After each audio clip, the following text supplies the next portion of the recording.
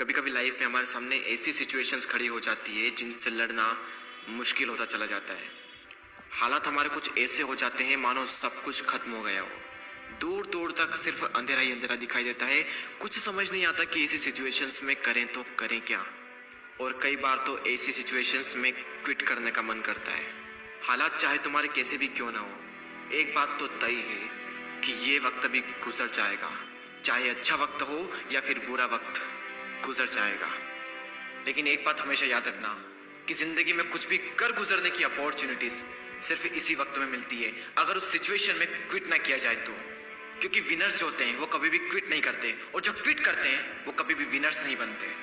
आप क्या चाहते हैं, एक एवरेज लाइफ या फिर एक स्टैंडर्ड लाइफ? जब आप सड़क पर निकलो तो लोग आपको इग्नोर करें, या फिर जब आप सड़क पर निकलो तो हर इंसान की नजर आप पर हो?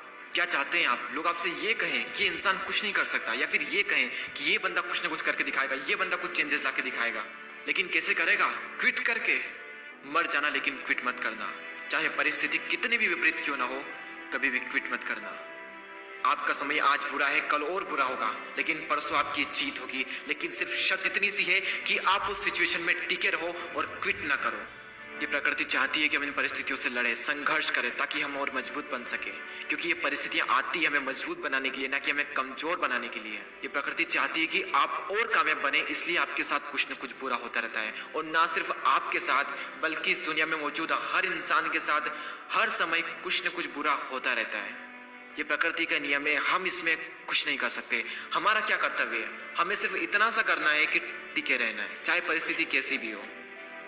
मैं आपको एक छोटी सी कहानी बताता हूँ। एक बार एक बायोलॉजी के टीचर अपने स्टूडेंट को एक तितली के बारे में बता रहे थे, और उन्हें वे ये प्रैक्टिकली दिखा रहे थे कि खोल में से तितली कैसे निकलती है। और वो टीचर ये कहकर चले गए कि कोई भी स्टूडेंट्स उस तितली की मदद नहीं करेगा। वहां पर जितने भी स्टूडेंट थे वो ध्यान से उस खोल में से तितली को निकलते हुए देख रहे थे। तभी एक स्टूडेंट को उस पर दया आ गई, और उसने उस तितली की मदद की उस खोल से बाहर निकलने में, और सफलतापूर्वक वो तितली उससे बाहर निकल गई।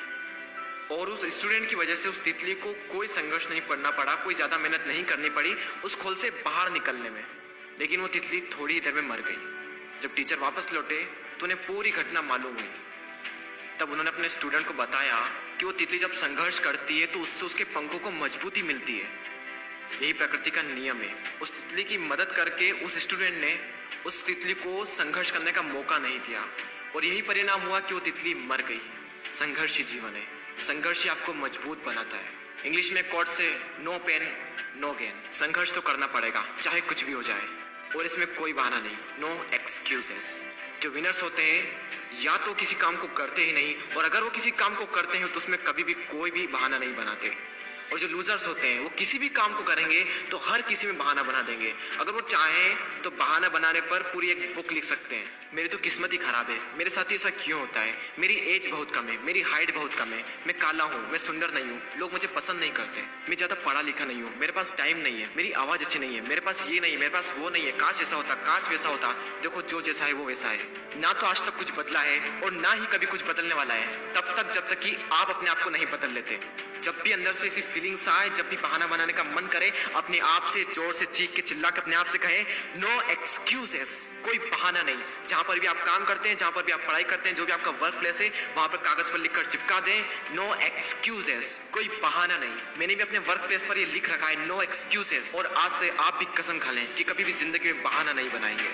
आज आप लोग भी कमेंट में लिख कर जाएं नो एक्सक्यूजेस, ताकि मुझे पता चले कि कितने लोगों ने इस वीडियो को पूरा देखा। मैं आपसे मिलूंगा अगले वीडियो में। जय हिंद, जय भारत।